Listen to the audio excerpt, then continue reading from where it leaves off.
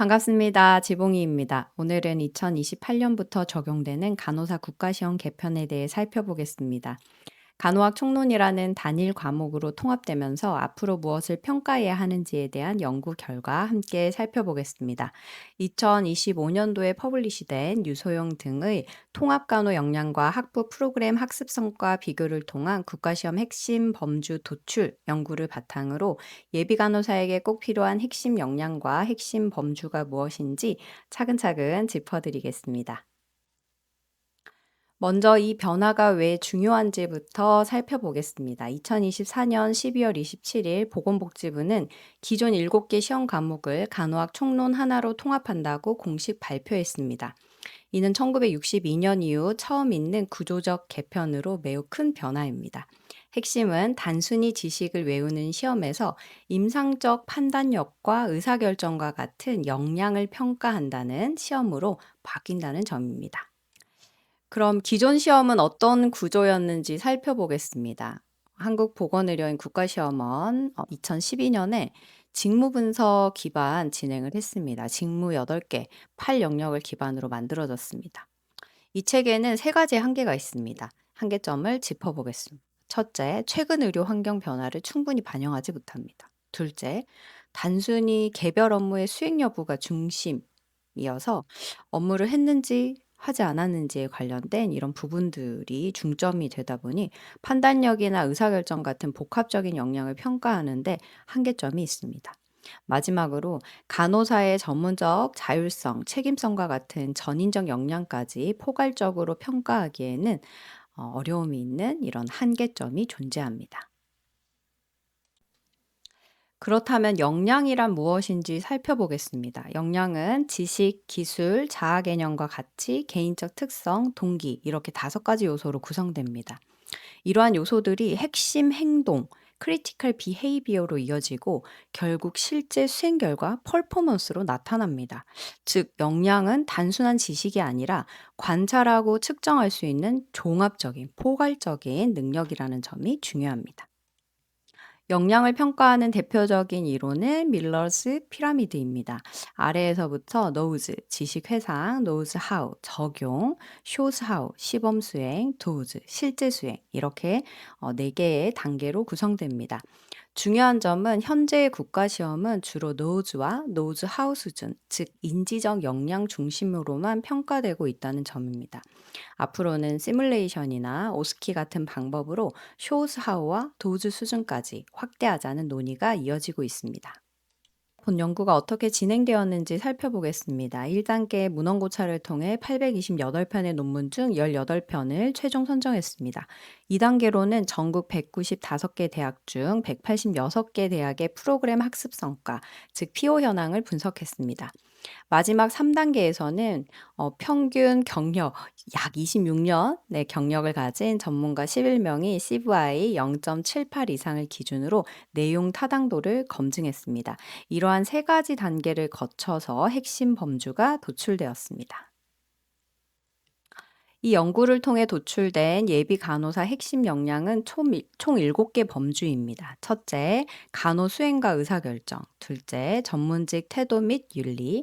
셋째, 의사소통 및 대인관계. 넷째, 리더십 및 팀워크. 5번째, 질 향상 및 안전. 6번째, 건강 증진 및 예방. 7번째, 정보 기술 및 디지털 헬스입니다. 이 중 첫 번째, 18편 문헌 전체에서 언급될 만큼 가장 핵심적인 역량으로는 간호 수행과 의사결정이 꼽혔습니다. 이번에는 1번부터 4번 범주를 자세히 살펴보겠습니다. 표에서 보시는 것처럼 각 범주는 4주기 프로그램 학습 성과, 즉 PO와 연결되어 있고 전국 대학의 채택률도 매우 높습니다. 다만 3번의 의사소통 및 대인관계와 4번의 리더십 및 팀워크는 CVI 수준이 0.64입니다. 기준인 0.78에 미달했습니다. 이 부분은 잠시 뒤 슬라이드에서 상세 설명 드리도록 하겠습니다. 이어서 5번부터 7번까지 살펴보면 이 세 가지의 범주는 모두 CVI 0.81에서 1.00 사이로 기준을 통과했습니다. 특히 5번의 질 향상 및 안전, 7번의 정보 기술 및 디지털 헬스는 4주기에서 새롭게 신설된 항목입니다. 한편 교육 및 연구나 간호의 조직 및 계획 같은 역량은 문헌에는 등장했지만 PO와의 연계성이 낮아서 핵심 범주에서는 제외되었습니다. 앞서 언급한 CVI 결과를 정리해 보겠습니다. 전문가 11명의 검증 결과 5개 범주는 CVI 0.81에서 1.00 수준으로 기준을 통과했습니다. 하지만 3번의 의사소통 및 대인관계와 4번의 리더십 및 팀워크는 0.64로 미달했습니다. 이 두 가지의 범주는 핵심 역량으로서는 중요성이 매우 높지만 지필고사로는 측정하기 어렵다라는 의견이 제시되었습니다.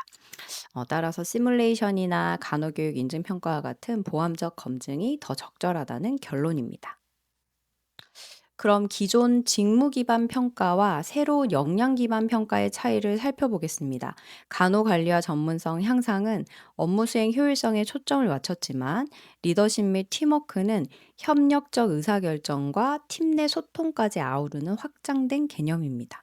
안전과 감염 관리 역시 단순 규정 준수 확인에서 질 향상 안전이라는 부분은 시스템 개선 차원으로까지 확장됩니다.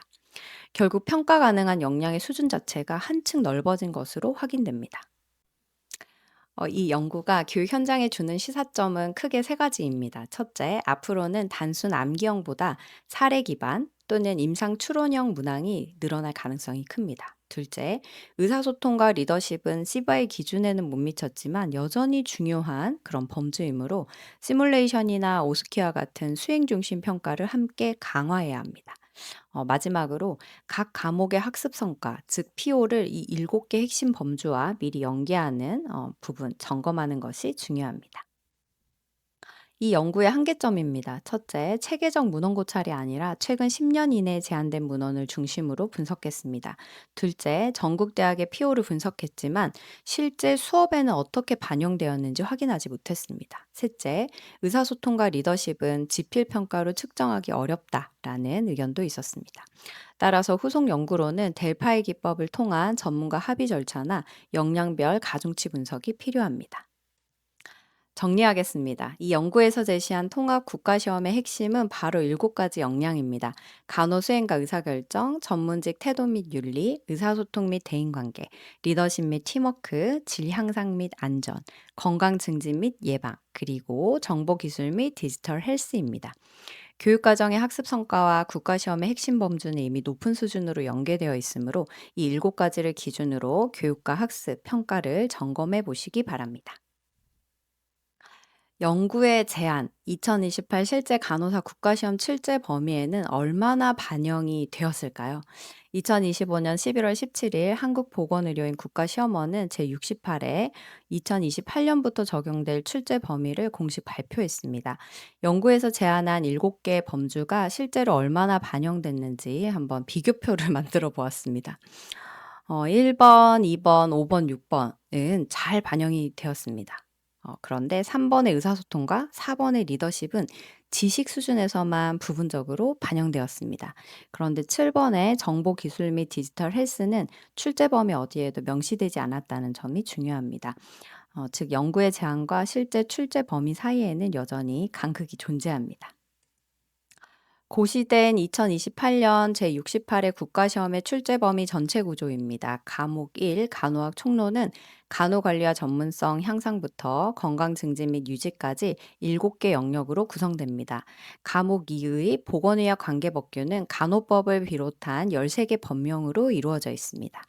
앞서 살펴본 연구의 역량 중심 범주와 비교하면서 이 출제 범위 구조를 기준으로 학습 계획을 세우시기 바랍니다.